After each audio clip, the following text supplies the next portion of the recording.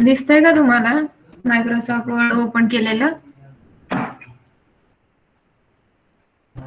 झोपले का परत ना सगळे? आवाज येतोय का? हो येतोय. अरे बोलत चला म्हणजे मग आम्हाला समजेल.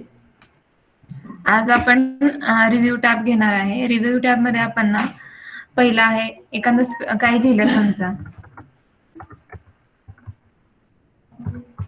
कॉम्प्युटर लिहिला.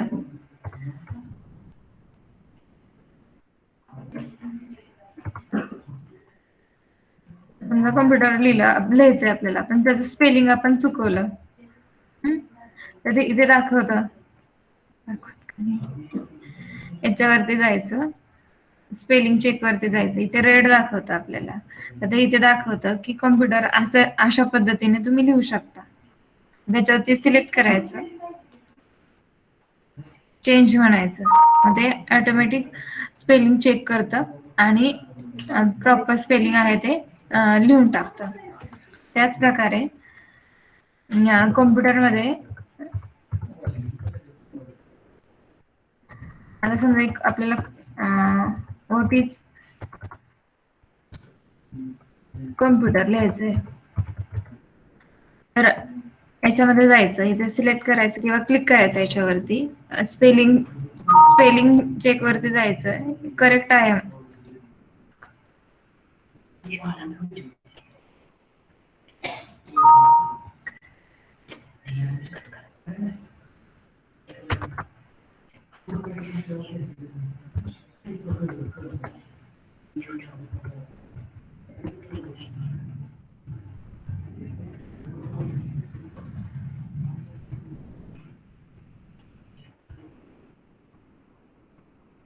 आता इथे लगेच दाखवतं की आपलं हे ब्युटिफुलचं स्पेलिंग चुकलंय. तर स्पेलिंग चेक वरती जायचं, ब्युटिफुल वर सिलेक्ट करायचं आणि चेंज स्पेलिंग म्हणायचं. आलं का ऑटोमॅटिक करेक्ट स्पेलिंग? तसंच इथे ग्रीन आलं ना खाली, असं समजून जायचं की आपल्या काहीतरी ग्रामर काहीतरी चुकलंय. तर त्याच्यावरती क्लिक करायचं, याच्यावरती नाही होते, प्रॉब्लेमच येतोय. काय करायचं?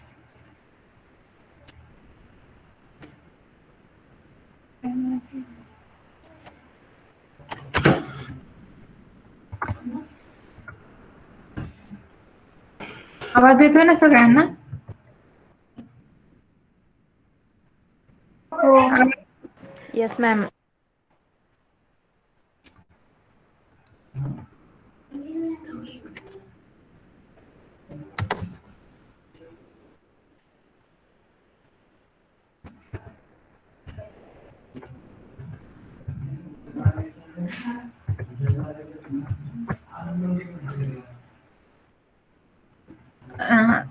स्पेलिंगच्या आपण जे काही लिहिले ना त्याच्या खाली जर रेड साईन आले की समजायचं की आपलं काहीतरी स्पेलिंग चुकलंय. आणि त्याच्या खाली जर ग्रीन लाईन आली की नाही, समजायचं की त्याच्या काहीतरी ग्रामर मध्ये मिस्टेक झालेली आहे आपल्या.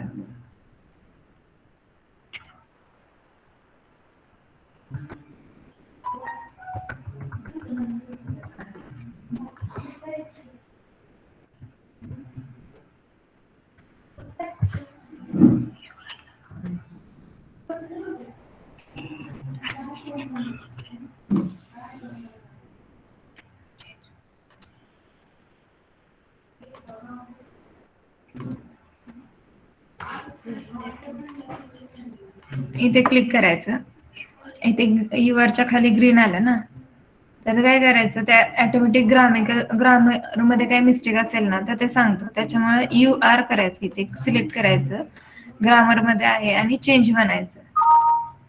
हे आपलं स्पेलिंग आणि ग्रामर दोन्ही चेक केलं जातं त्याच्यामध्ये. आणि समजा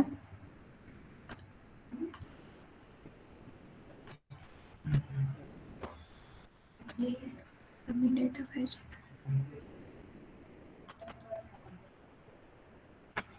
समजा हे आपल्याला डमी डेटा पाहिजे ना, म्हणजे त्याचं काही आपल्याला यूज नाही करायचं सध्याला. तर त्याच्यामध्ये काय करायचं, डिफाईन करायचंय आपल्याला.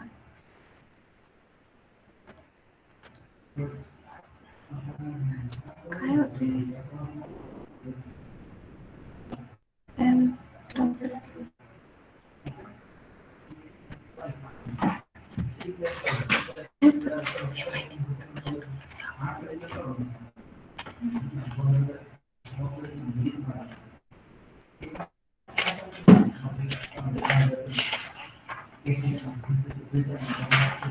त्याच्यासाठी साइन इन करायला लागतं आपल्याला. जीमेल पण ऍड नाही आहे.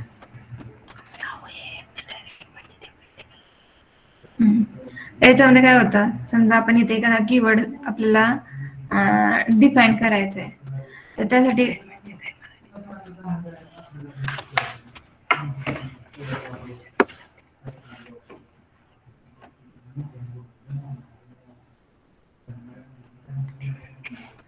डिफाईन करायचा शब्द, तर आपल्याला ते डिस्क्राईब करायचंय म्हणजे पूर्ण आपल्याला त्याच्याबद्दल सगळं डिटेल्स द्यायचंय ना. तर त्याच्यामध्ये काय करायचं, त्या वर्ड वरती जातो आपण, त्याच्यावरती वर्कआउट होत नाहीये, तर त्याच्यामध्ये एक वर्ड सिलेक्ट करायचा. क्रिएटिंग समजा सिलेक्ट केला तर साइन इन लॉग इन वगैरे लागतं ना, त्याच्यामुळे ह्याच्यामध्ये नाहीये, ते होणार नाहीये. तर त्याच्यानंतर आपण तो डिफाईन केलेला वर्ड आपल्याला दुसरीकडे पण यूज करू शकतो. आणि थिसिस मध्ये आपण निवडलेला जो काही शब्द असेल ना एखादा, तर त्याच्यावरती राईट क्लिक मारायचा, राईट क्लिक करून इन्सर्ट करायचं.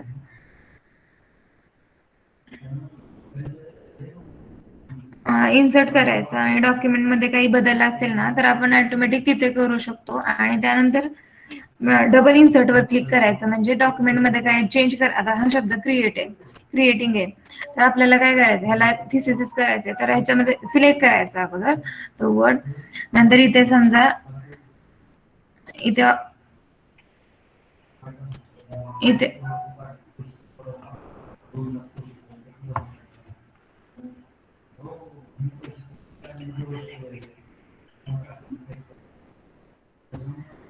तर इथे वर्कआउट होत नाहीये, तर इथे काय, समजा हा क्लिक केला क्रिएटिंग, तर त्याच्यामध्ये ना राईट क्लिक मारायचं, याला इन्सर्ट येतं, हे आता हे होत नाहीये थिसिस मुळे, पण त्याच्यामुळे राईट क्लिक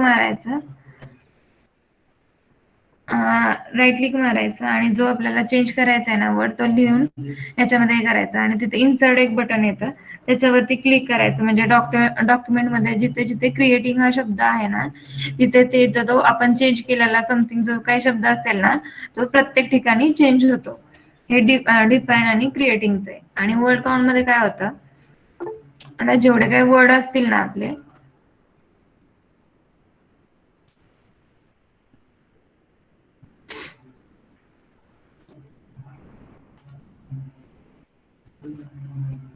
याच्यामध्ये काय होतं, जेवढे काही वर्ड असतील ना आपल्या,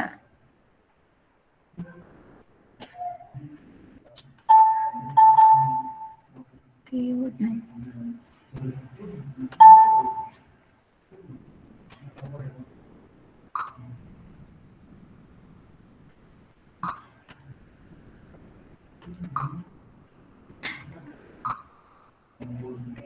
वर्ड काउंट मध्ये काय होतं, आपल्या पेज मध्ये किती पेजेस वरती आहे, हे आपण आता कोणत्या पेज वरती आहे, किती वर्ड आहेत, आता हा एक वर्ड काउंट होता.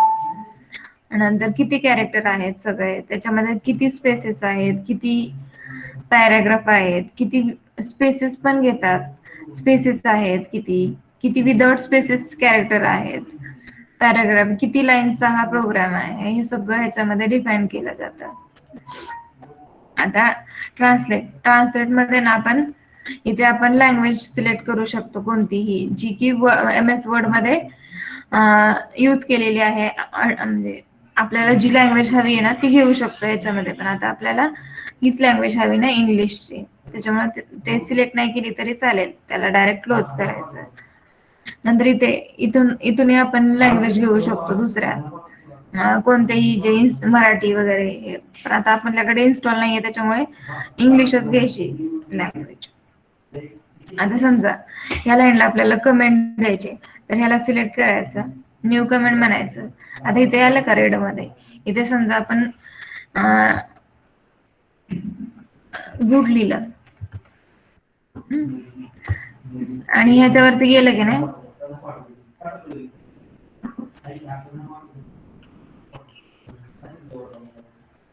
इथे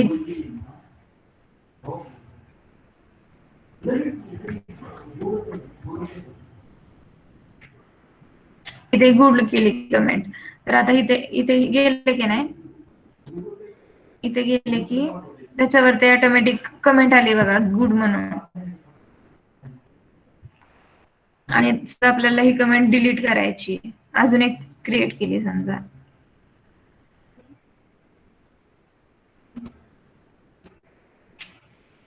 न्यू कमेंट केली आपण, ह्यालाही गुड दिलं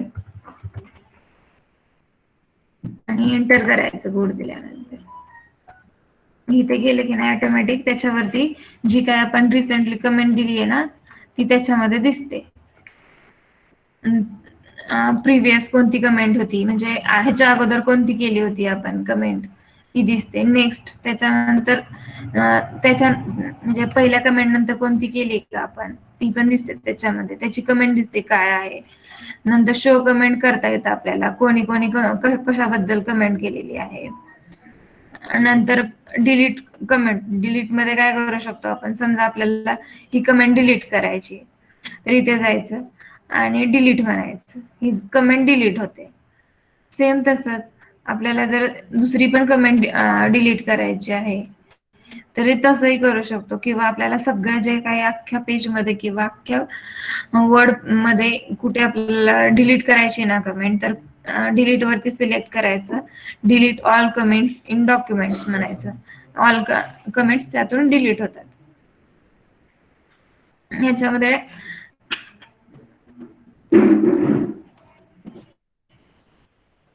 ह्याची नाही एवढी काही गरज आहे सध्या तरी.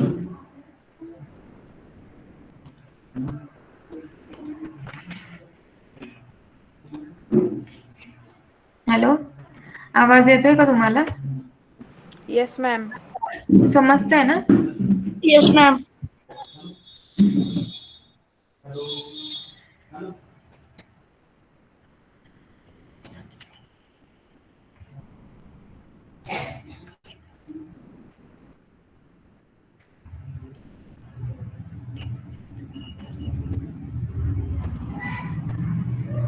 समजा आपल्याला हा डेटा कोणाबरोबर शेअर नाही करायचा, तर त्याच्यामध्ये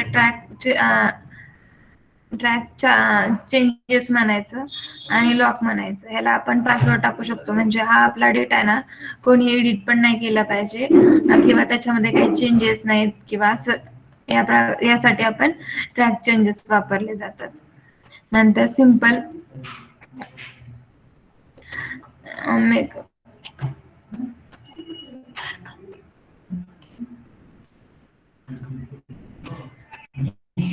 हा सिंपल मार्कअप मध्ये आपण काय करू शकतो, आपला जो काही डेटा आहे ना तर तो यामध्ये पाहू शकतो. समजा आपल्याला इथे पाहायचंय, तर याच्यामध्ये केल्यानंतर आहे असा डेटा दिसतो आपल्याला, पण आपल्याला याच्यामध्ये अजून डिटेल पाहायचं आहे, तर ह्याच्यामध्ये सिलेक्ट करायचं, ऑल मेकअप म्हणायचं, साईडचे रिव्ह्यू पण दिसतात आहे.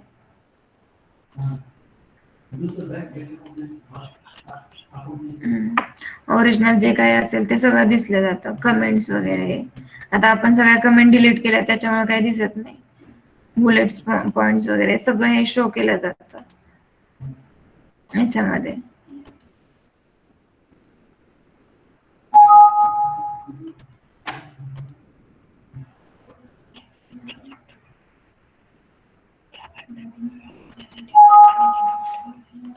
आणि समजा आपल्याला चेंज करायचंय काही डॉक्युमेंट वगैरे डॉक्युमेंट मध्ये, तर आपण तिथे ऍक्सेप्ट करायचं असेल तर ऍक्सेप्ट करू शकतो, किंवा आपण रिजेक्ट करायचं असेल तरी करू शकतो. म्हणजे समजा एखाद्याने जे ओपन केलं तर त्यांना ऍक्सेप्ट करायला सांगायचं, एक पासवर्ड असतो, आपण जो इथे लॉक केलाय ना तो पासवर्ड टाकून आपण ऍक्सेप्ट पण करू शकतो. अशा पद्धतीने हे ट्रॅकिंग होतं. प्रिव्हियस नेक्स्ट हे सगळं त्याच्यामध्येच आहे. प्रिव्हियस नेक्स्ट तुम्ही प्रॅक्टिस करून पहा. नंतर रिस्ट्रिक्टेड एडिशन याच्यामध्ये पण सेम वर्कआउट होतं की समजा आपल्याला याच्यामध्ये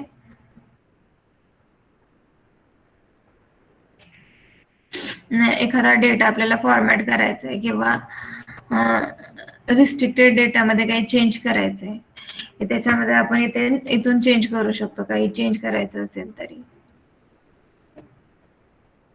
आता याच्यामध्ये काय प्रॉब्लेम आहे का रिव्ह्यू टॅब मध्ये? आता आपण व्ह्यू टॅब घेऊया. व्ह्यू टॅब मध्ये काय करतो आपण, रिव्ह्यू मध्ये आपण पुन्हा पुन्हा पाहू शकतो ह्या गोष्टी सगळ्या, पण व्ह्यू मध्ये फक्त पाहू शकतो. जसं की आता समजा हे पेज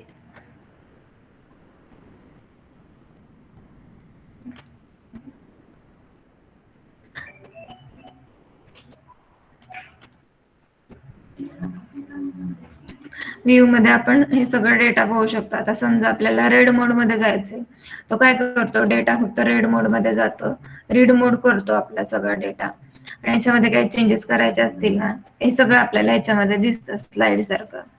तर याच्यामध्ये व्ह्यू मध्ये जायचं, टूल बार मध्ये फाइंड करू शकतो आपण एखादा वर्ड कोणता. समजा आपल्याला इन द फाइंड करायचंय, तर याच्यामध्ये द कुठे कुठे आहे ना तिथे हे हायलाइट करतं. नंतर अजून एखादा वर्ड वगैरे असेल ना तर सेम म्हणजे नेव्हिगेट करतं आपल्याला इथे कोणते कोणते वर्ड्स वगैरे आहेत. तसंच आपण इथे एडिट करू शकतो, ह्याच्यामध्ये काही चेंजेस करू शकतो. नंतर ह्याच्यामध्ये पण सेम आपण समजा एखादा वर्ड शोधतोय तर ह्याच्यामधून सुद्धा पाहता येतो आपल्याला. आता समजा मी दच टाकलं तर द ही आपल्याला इथे जिथे जिथे हे दिसतंय ना हायलाइट केलेलं तिथे सगळं म्हणजे आपण सर्च करू शकतो.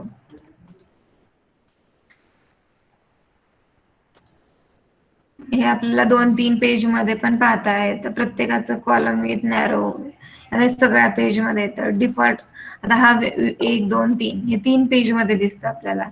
जर व्ह्यू केलं आणि कॉलम विथ डिफॉल्ट केलं तर ते 2 पेज मध्ये दिसतं. हे एक पेज, इथे जी लाईन दिसते ना हे एक पेज झालं आणि हे एक दुसरं पेज झालं. आता कॉलम विथ वाईड केलं तर एकच पेज आपल्याला मोठ्या साईज मध्ये दिसणार. असंच पेज लेआउट कॉलम लेआउटचं पण आहे, सेम वर्कआउट होतं. हे 2 ह्याच्यामध्ये दिसतं आपल्याला. आणि पेपर साईज मध्ये जसं असतं ना तसं हे आता मिडलला आलं, जसं की पेपर वरती कसं असतं त्या टाइप मध्ये दिसतं. आता समजा आपण एडिट केलं डॉक्युमेंट आणि मेन पेजला आलो, तर आता वेब लेआउट काय असतं, वेब लेआउट मध्ये जसं आपण मेलिंग वगैरे करतो की नाही, तर मेलवर कसं दिसतं डिस्प्ले होतं तसं हे इथे दिसून जातं. आउटलाईन याच्यामध्ये आउटलाईन मध्ये कसं दिसतं की इथे पॉइंट्स आहेत. समजा जास्त डिस्क्राईब केलेलं असेल ना इथं प्लस केलं तरी आपल्याला त्याचं जास्त म्हणजे डिटेल्स दिसले जातात. ड्राफ्ट मध्ये काय होतं, हा ड्राफ्ट मधले आपण सेव्ह पण करू शकतो. आणि समजा जर चेंज केलेला असेल ना, केव्हा चेंज केले, आता समजा एक न्यू टॅब घेते, समजा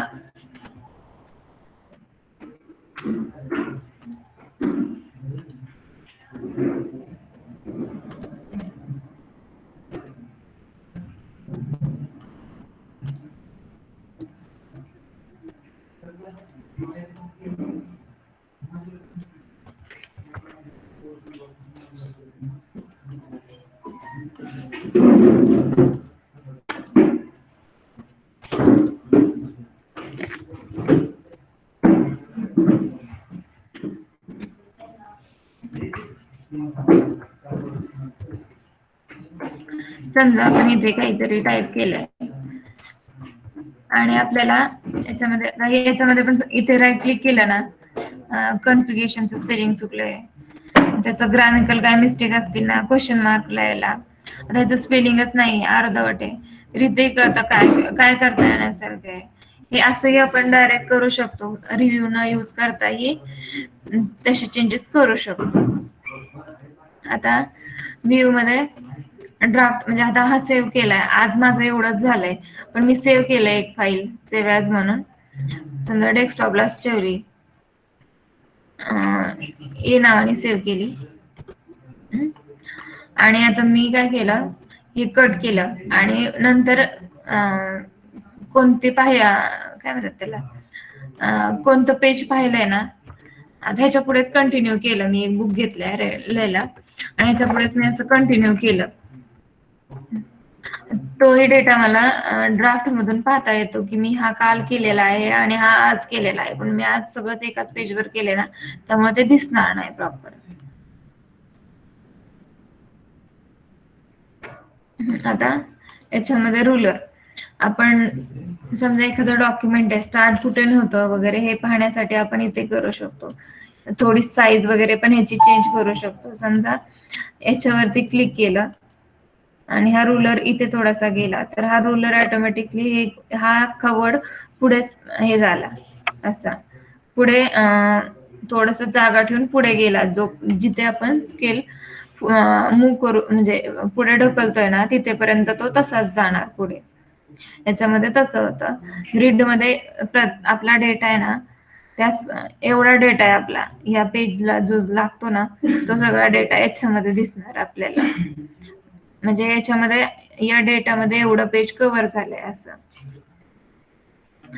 नंतर नॅव्हिगेशन पेन, याच्यामध्ये आपण समजा ह्याला काही हेडिंग दिलं, समजा वेलकम केलं, सिलेक्ट केला आपण, होम टॅब मध्ये जाऊन हेडिंग 1 दिलं, तर आपलं हेडिंग 1 लगेच इथे आलं हेडिंगच्या इथे.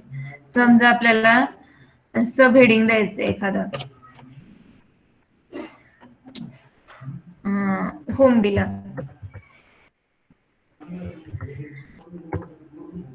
याला सिलेक्ट करायचं, नंतर हेडिंग 2 मध्ये जायचं. आता दुसरंही हेडिंग होमचं आपल्याला इथे दिसलं, ऑटोमॅटिक ते हेडिंग सब हेडिंग असं ऑटोमॅटिक डिस्प्ले होतं. आता याच्यामध्ये आपल्याला ह्या पेजला जर झूम करायचं असेल ना, तर असंही झूम करू शकतो आपण. समजा आपल्याला 20%ने नाही 200%ने झूम करायचंय. झूम म्हणजे काय, आपल्याला ती स्क्रीन आपल्याला अजून मोठ्या व्ह्यूने मोठ्या आकाराने पाहायची आहे, तर त्याच्यामध्ये झूम करता येतं. झूम मध्ये पर्सेंट पण देता येतात. आता 20%ला मोठं दिसतंय, हे 200%ला मोठं दिसतंय आणि 100%ला थोडं लहान दिसतंय. तसंच आता 75% त्याच्यापेक्षा थोडं लहान दिसणार.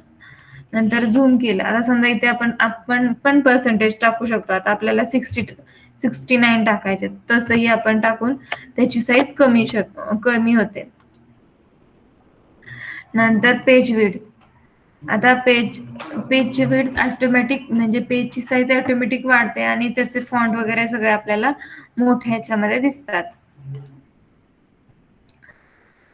नंतर टेक्स्ट विड्थ, टेक्स्ट खूप मोठ्या प्रमाणात ह्याच्यामध्ये दिसतं आपल्याला. आणि समजा जर टेक्स्ट इकडे गेलेला असेल ना, तर इथून आपण स्क्रोल करून सुद्धा हे पूर्ण टेक्स्ट पाहू शकतो. याच्यामध्ये अजून एक पॉइंट आहे, होल पेज. समजा एकच पेज आपल्याला पाहिजे, तर ह्याच्यामध्ये ते सिलेक्ट करायचं आणि ओके म्हणायचं. हे एक अख्खं पेज दिसणार. मग अशी आपल्याला कसं दिसत होतं की अर्ध पेज खाली अर्ध पेज वरती. आता हे एकच पेज आहे, पण आपल्याला स्क्रोल करावं लागत होतं ना, पण स्क्रोल करायची पण गरज नाही. त्याला डायरेक्ट काय करायचं, झूम मध्ये जायचं आणि होल पेज म्हणायचं आणि ओके म्हणायचं. ऑटोमॅटिक जो डेटा आहे ना आपला, जेवढं पेज आहे ना तेवढं ते होल पेज म्हणजे अख्खं पेज दिसून जातं. आता हे 1 पेज, हा एकच पेज आहे म्हणून तसं आहे. समजा आपल्याला हेच डेटा वाढवायचा आहे,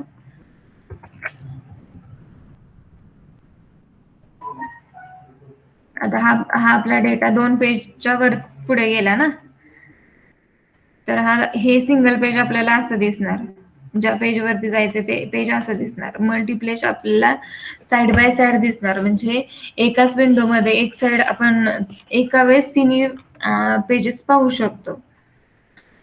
पेज विड्थ मध्ये समजा आपण एखादं पेज सिलेक्ट केलंय कोणतंही, समजा ह्याच्यावरती माझा एरो आहे, तर हेच पेज विड्थ गेलं की हे दिसणार आपल्याला. समजा आपल्याला हे पाहायचंय तर ह्याच्यावरती क्लिक केलं की हे पेजच आपल्याला पूर्ण पेज दिसणार असं.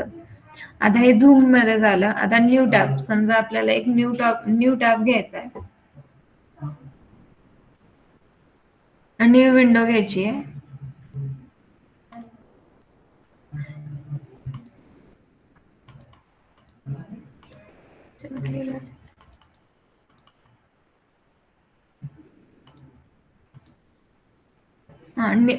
ही न्यू टॅब झाली ओपन.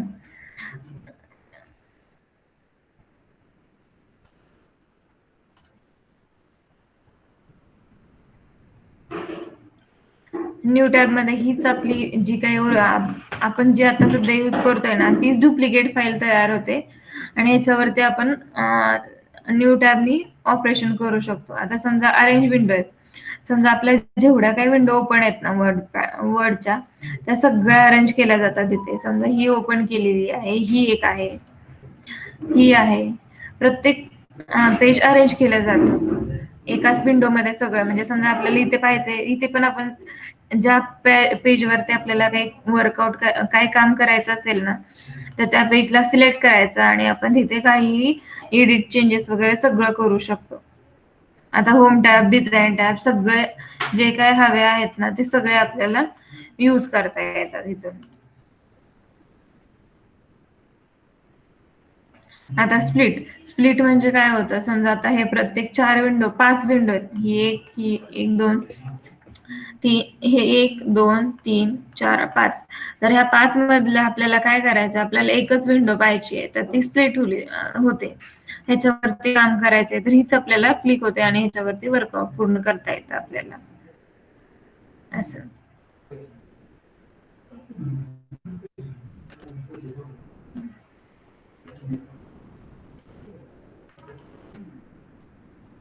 नंतर हे आपले भरपूर 4 पेजेस आहेत ना, तर पेजेस कुठे कळतात आपल्याला, इथे पेज किती आहेत ते नेव्हिगेट केले जातात आपल्याला.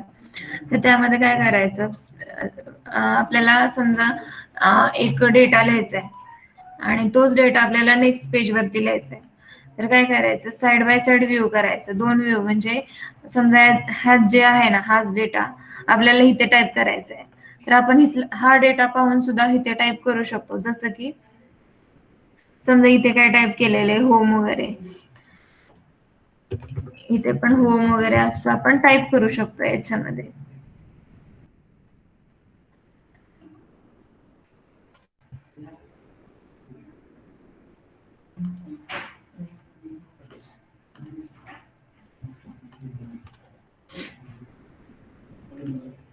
नंतर स्विच विंडो, समजा अजून खूप विंडो ओपन आहेत.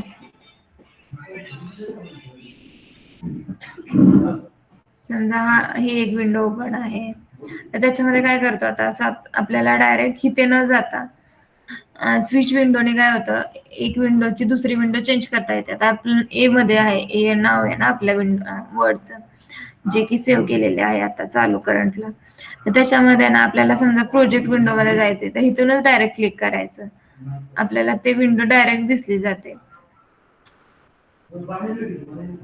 म्हणजे एका विंडोतून आपल्याला दुसऱ्या विंडोत जाण्यासाठी स्विच विंडो यूज करायचे.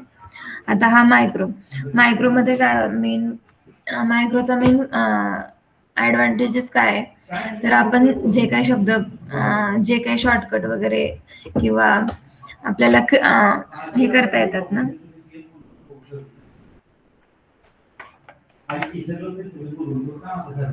टाईप केलेला एखादा मजकूर असेल तर तो आपल्याला एकच, म्हणजे समजा कॉन्फिगरेशन आहे, तर आपण हेच रिपीट लिहिण्याची गरज नाही. तर आपण त्याच्यासाठी शॉर्टकट म्हणून शॉर्टकट यूज करतो, त्यालाच आपण मायक्रो म्हणतो. मायक्रो मध्ये जायचं, व्ह्यू मायक्रो म्हणायचं. मायक्रो स्टार्ट, आपण एक नवीन विंडो घेऊया.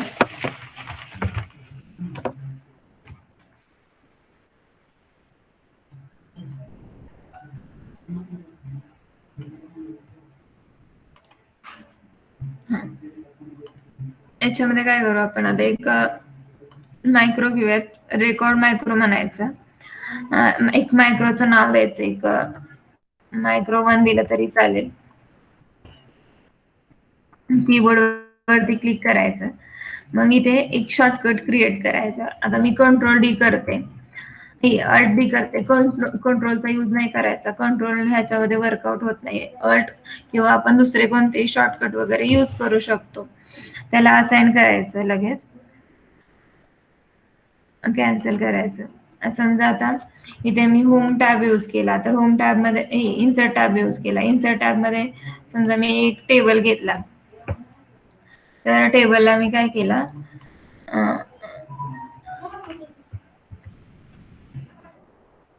टेबलमध्ये एक कलर दिला, मी शेडिंग यूज केलं. ह्या शेडिंग समजा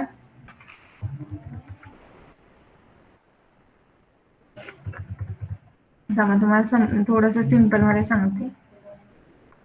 एक न्यू पेज क्रिएट करते. तर इथे काय केलं मी, व्ह्यू मध्ये जाऊन मायक्रो घेतला, इथे स्टॉप करते.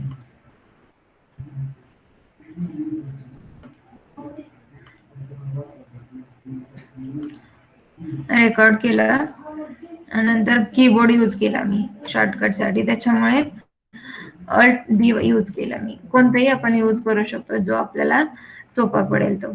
तर त्याच्यामध्ये इन्सर्ट होम टॅब मध्ये गेले, एक बॉर्डर वगैरे सिलेक्ट केली मी.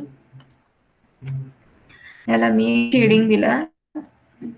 तर त्याच्यामध्ये आपण बोल्ड, इटॅलिक, जो आपल्याला समजा फॉन्ट पाहिजे, टाइम्स न्यू घेतला मी. असं कोणताही आपल्याला जे काही फंक्शन यूज करायचे ते करू शकतो. आणि व्ह्यू मध्ये जायचं आणि स्टॉप रेकॉर्डिंग म्हणायचं, म्हणजे तो ऑटोमॅटिक सेव्ह झाला आपला. आता इथे आपण काही टाकू शकतो, समजा करिअर ऑब्जेक्टिव्ह टाकला.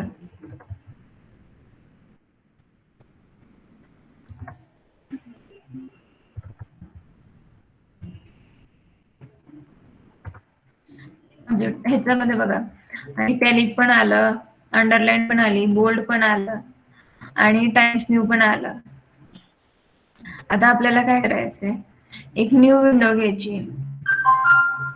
न्यू विंडो वरती आपण जे काही शॉर्टकट यूज केला होता, अल्ट डी यूज केला होता, तो यूज करायचा. इथे ऑटोमॅटिक तेच सगळं आलं. आता समजा आपण करिअर ऑब्जेक्टिव्ह रिपीट केलं,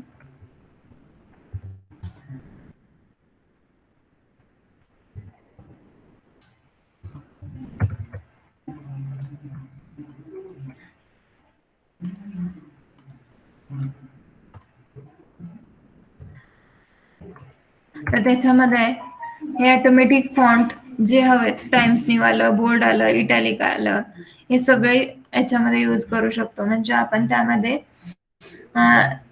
जास्त रिपिटेशन करायची गरज नाही. म्हणजे आपला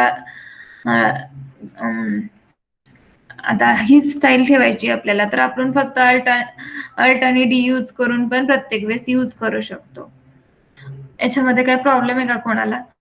आणि मायक्रो व्ह्यू पण करू शकतो आपण. कोणते कोणते मायक्रो यूज केलेले आहेत, 1 2 3 आपण इथून रन करायचे, डिलीट करू शकतो, एडिट करू शकतो. नंतर याच्यामध्ये समजा मला हा मायक्रो डिलीट करायचा आहे, सेकंड वाला, तर मी डायरेक्ट डिलीट क्रिएट करू शकतो. आणि डू यू वॉन्ट विचारतात ते डिलीट करायचंय का, तर येस म्हटलं तरी ते डिलीट होतं. अजून याच्यामध्ये रेकॉर्डिंग करतात युजून, आता आपण कीबोर्ड यूज करून केले आहे, ह्याच्यामध्ये बटन पण यूज करू शकतो आपण. आता याच्यामध्ये काही प्रॉब्लेम आहे का कोणाला? आवाज येतोय ना? आवाज येतोय ना सगळ्यांना? Yes, ma'am.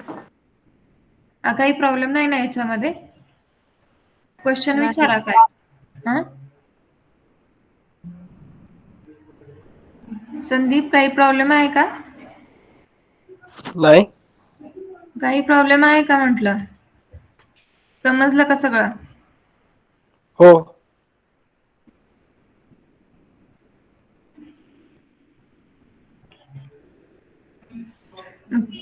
आता आपण जीमेलचा एक टॉपिक घेऊया एक 5 मिनिटांनी.